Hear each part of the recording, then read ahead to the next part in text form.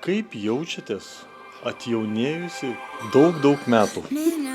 Matai, Valdai, aš kaip ir sakiau, norėčiau apversti iš kitos pusės, bet skaičius gaunasi dar didesnis.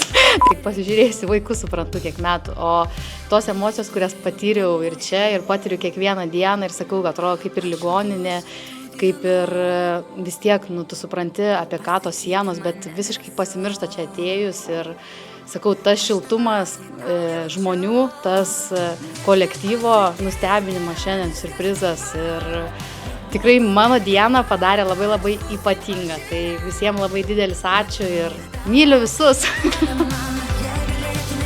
Trijų karalių vizitas į Kauno klinikas, kur aplankėm visą būrį vaikų, kurie kovoja dėl savo gyvybės, dėl savo sveikatos.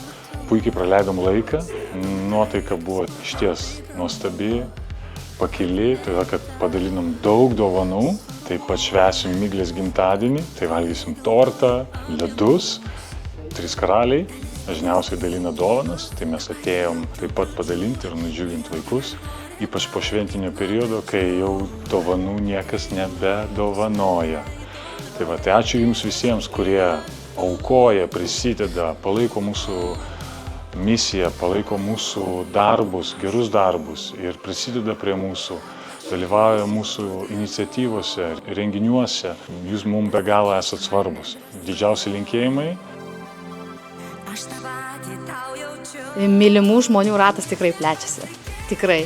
Ir tuo labai džiaugiuosi. Ir sakau, šitie metai buvo išvis ypatingi, jau daugiau negu metai, kaip aš esu Kaukėno fonde. Dažnai klausia, kaip tu gali, iš kur tu semiesi stiprybės ir taip toliau, bet aš sakau, kad aš čia tiek daug gaunu ir per šitus metus tiek daug gavau, tai tikrai ačiū labai visiems, kurie yra šalia manęs, nes aš tikrai jaučiu, kad aš gyvenu.